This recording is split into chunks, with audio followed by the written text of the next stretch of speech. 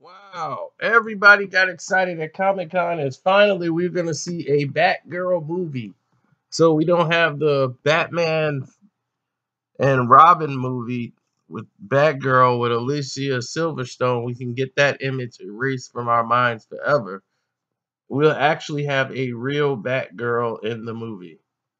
Now, what's weird is that Batgirl was never a character they thought was strong enough to have its own movie. They looked at Batgirl as being a side character only. Like Catwoman was the only one big enough, or the Joker. Those characters were the only ones that were big enough and iconic enough to have their own movies, they thought. So everyone wanted to see a Joker movie, like The Killing Joke, into an actual live action project. But Warner Brothers, who seems very afraid of making a flop. You know, when Suicide Squad didn't do what they thought it was going to do, when Batman and Robin didn't do, Batman versus Superman, which they thought were going to do high in the billions, didn't do what they thought it was going to do, even though these films made money, just not what they projected the numbers to be. So everyone was scrambling and trying to figure out what's going on here. So with Justice League coming out and setting the stage, everyone was pretty much, nervous about what Wonder Woman was going to do. Hopefully, the strength of Justice League coming would inspire people to go see Justice League. To go see Wonder Woman.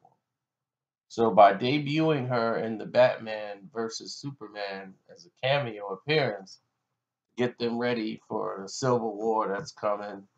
Plus, there's a Wonder Woman movie coming. Wonder Woman becomes like the biggest thing they've ever had, period. It worked on all forms. It had good reviews. It didn't suck. The writing was good. The story was good. Now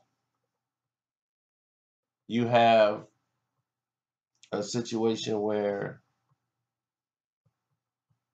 Batgirl can now live.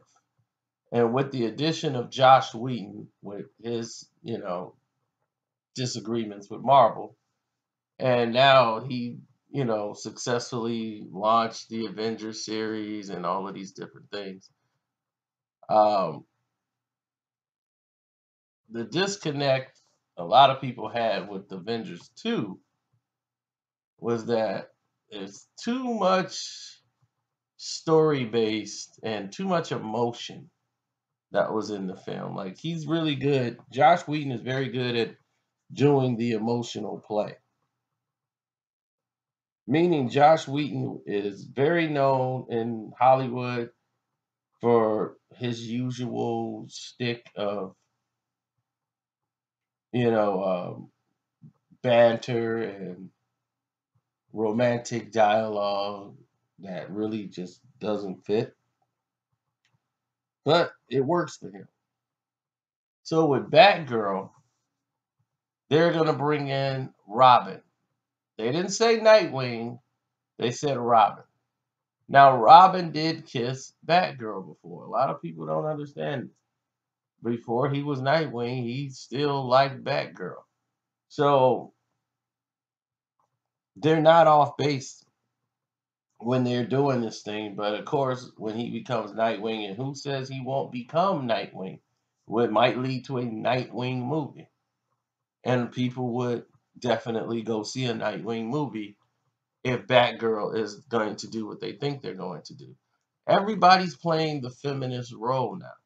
You're seeing all these feminine, strong feminine role movies. Women are dominating the box office. Even Cars 3 was about a female car now.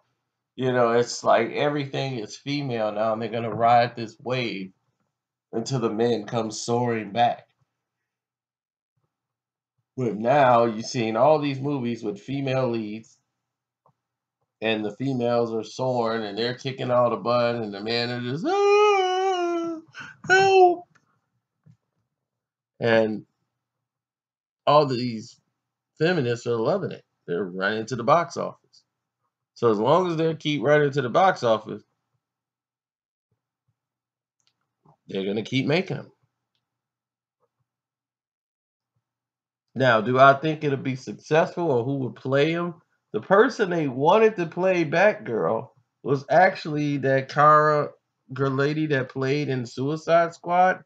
But since they squandered her in Suicide Squad, they don't want to put a whole motion picture behind her. And her movie Valerian and the City of the Lost Planets, no cause of her effect, but the movie flopped because it was not promoted right. It wasn't, the movie's not outstanding by any chance. It's a decent movie, very good visually to look at, but you know, when you focus on visual and not really story, plus the people in the United States have no idea of what Valerian is. It's mostly a French comic book that people in France gravitated to. So overseas, it should make its money back. This is almost a $200 budget film, which is very rare these days, unless you're Star Wars, that you bank that all your investment into something like this. But Batgirl, I think they should go with a new face or a face that just hasn't been out there. That was one of the keys for Wonder Woman that worked. They had a model who you've seen before, you were familiar with her, but not really as Wonder Woman.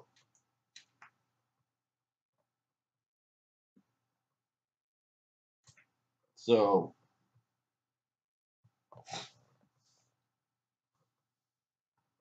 the controversy surrounding Wonder Woman helped Wonder Woman as well. All the feminists came to her defense because of the simple fact that they said she was a terrible Wonder Woman because she didn't have the breasts. They bashed her. So it became a women unite situation of how dare you talk about our sister. Come on, girls. So that played in effect as well. But with Wonder Woman, I mean Batgirl, you want someone who's athletic. You're gonna use a stunt double anyway. I mean, look at that situation. She was pregnant doing Wonder Woman shots. So the stunt double could make everything look great. Plus, they did a lot of slow motion hitting things. So with Batgirl, I think they should just go with a face you've probably seen before, just not in a starring role or in this type of position, so that the audience could identify with them, but still, you know, move forward. So on that note, it's your boy Carcino. I'm out enjoying Screen Fiends once again. And don't forget to subscribe and hit the notification button. I'm out.